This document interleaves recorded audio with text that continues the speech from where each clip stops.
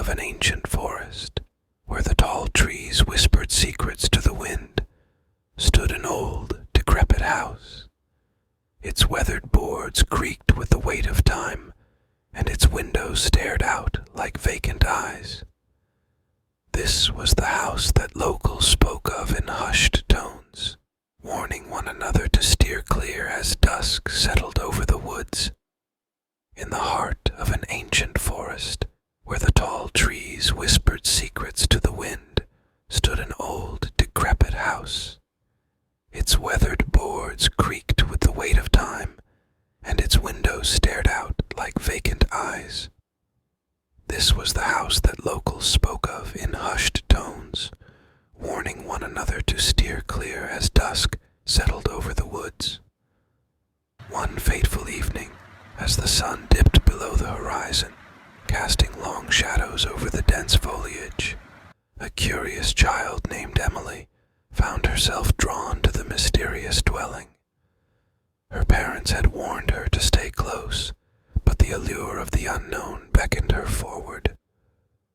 The moment Emily crossed the threshold, the air grew heavy with an unnatural stillness. The front door slammed shut behind her, sealing her fate within the house's ancient embrace. Panic gripped her small heart as she realized the enormity of her situation, a child trapped in the eerie silence of a forgotten place. As Emily wandered through the dimly lit corridors, the walls seemed to close in, and the shadows played tricks on her young mind. Whispers echoed through the house, a chorus of distant voices that seemed to be calling her name. Each step she took echoed in the emptiness, creating a haunting melody of her isolation.